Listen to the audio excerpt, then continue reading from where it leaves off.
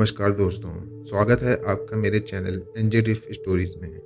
Friends, हमेशा की तरह आज भी मैं अपनी लिखी कहानी आपको सुनाने जा रहा हूँ। कहानी का शीर्षक है रात 1:30 बजे। चलिए दोस्तों, कहानी को शुरू करते हैं। फ्रेंड्स, कहानी नोएडा की है।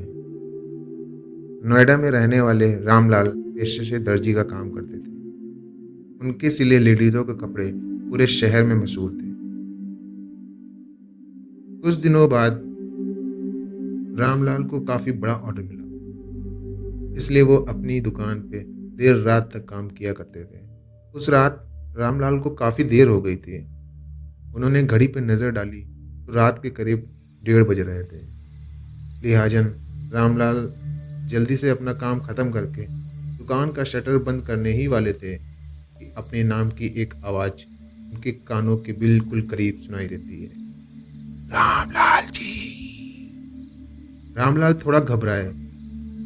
वो जल्दी से शटर बंद करके घर की तरफ जल्दी जल्दी चलने लगते हैं। घर करीब 1 किलोमीटर की दूरी पे था। रामलाल अभी आधे रास्ते पे ही थे कि उनकी नज़र नीलिमा पर पड़ती है। नीलिमा उनकी रेगुलर कस्टमर थी। पिछले 1 साल से वो उन्हीं से कपड़े ले जाया करती थी। रेगुलर कस्टमर होने की वजह से वो उसे पहचान जाते हैं। वो नीलिमा के पास जाते हैं और पूछते हैं, अरे नीलिमा, इतनी रात गए यहाँ क्या कर रही हो? नीलिमा ने कुछ नहीं कहा। रामलाल उसके थोड़ा और पास जाकर उससे पूछते हैं, नीलिमा, यहाँ क्या कर रही हो? क्या हुआ? इतनी रात गए? नीलिमा ने धीरे धीरे अपना सर उठाया और कहा, आपका ही तो इंतजार कर रही हूँ रामलाल जी। रामलाल जी।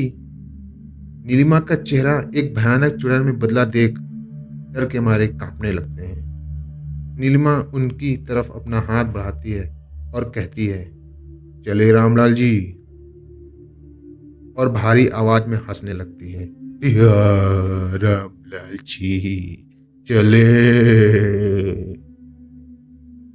रामलाल वहां से बहुत तेजी से भागने लगते हैं। पीछे से नीलिमा भयानक हंसी के साथ कहती है, अरे मुझे अकेला छोड़कर कहाँ भाग रहे हो रामलाल जी? रामलाल अपने घर की तरफ बहुत तेजी से भाग रहे थे और उनके पीछे भाग रही थी नीलिमा। रामलाल घर पहुंचकर दरवाजा जोर जोर से खटखटाने लगते हैं। दरवाजा खुलते ही रामलाल वहीं दरवाजे पे बेहोश हो जाते हैं। उस रात की घटना के बाद रामलाल की तबीयत बहुत ज्यादा खराब हो गई। कुछ दिनों बाद जब रामलाल दोबारा अपनी दुकान पे गए तो बगल वाले रहीम चचा ने मुस्कुरा कर कहा, अरे रामलाल जी, कोई नीलिमा आई थी आपको पूछने। रहीम चचा का इतना कहना था कि रामलाल के कानों में वही आवाज एक बार फिर सुनाई देती है, रामलाल जी। एक बार फिर वही आवाज अपने कानों के इतने करीब सुनकर रामलाल यही सोचते सोचते बेहोश हो जाते हैं कि कौन थी वो नीलिमा। दोस्तों, इतनी सी थी आज की कहानी।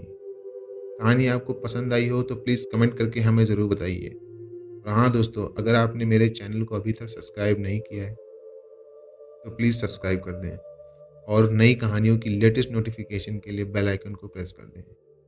फिर मिलूंगा एक नई कहानी के साथ। मैं हूँ आपका दोस्त नितिन जायसवाल। Thank you.